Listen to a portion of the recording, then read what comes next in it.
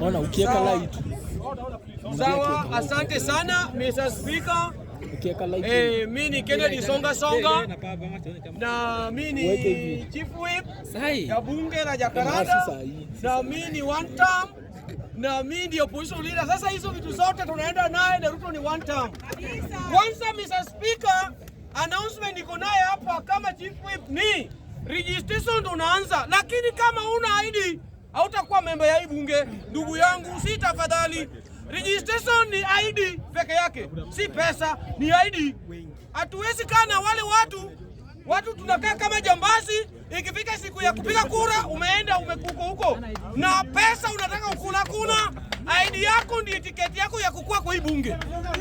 Mr. Speaker, nikiproceed Mr. Speaker, nimeona huyu member ya huyu mwenzangu kutoka Kolomani amesema ati Uhuru Kenyatta na Ndindi Nyoro na Rigathi Gachagua wakishikana, je, Ruto baada anaweza ingia Mount Kenya? Ndugu yangu, wewe mwenyewe na bibi yako na firstborn umesema songa ingie kwa hii nyumba, naweza ingia?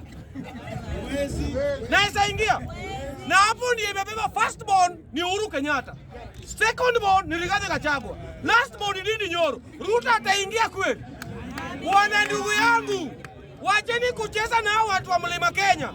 Kama unataka kujua kidogo tu, wacha kubweka na wewe kura yako inasoma Kisumu Central. Hiyo ni kweli. Time imefika, kila mtu anapanga tu nyumba yake. Na sisi kama watu one term, we have numbers. Na ukiona wanakuja hapa, wana preach the word of two term, wacha tu wabweke, wacha tu waongee, wacha tu wause Ruto, lakini tunajua Ruto ni one term. Ndugu yangu, sasa ukijua mtu unadai hana pesa na anakutolea panga na unajua the following day atakuja kukuomba deni, usimuue, mpe tu jamaa kauji kadogo na umena kule ashibe, ataacha hiyo panga yake hapo, na next day akikuja kuomba deni muweke ndani. Unaona huyu Ruto unamdanganya, wanakuja wanamwambia Ruto unakaaje? Ndugu yangu, nasema hivi, ukijua bado hujaoa, ukipata bibi ya mtu ameoa, usitoe menu zako zote. Ujui vile huyu mama ametengenezwa na bwana yake. Sasa ndiye nasema huyo kitu imeshinda mwenzako, usiingilie sana. Nataka kumwambia watu wetu, huyu Ruto ameruka watu wa Central hapo. Wale watu walimpea 4 million votes. Na nyinyi tuko na hata ifiki hapo kweli hata kupenda. Wacha tu useme tu kweli. Kama huyu jamaa ameapa 4 million, alafu anatukujia sisi, hatujui tuko wangapi, because nikisema numbers watanipiga. Sitaki mambo mingi. Huyu jamaa uko na hakika hata manage. Na hata tulienda shule tulijaribu, ulifanya hata social study, kama ile subject unajua sana, unasema maths unajua, na hii maths umepata 80, na mimi sijui maths, na hii maths nimepata 78. Uko na hakika utanimanage kwa social study, na hapo social study wewe usikii.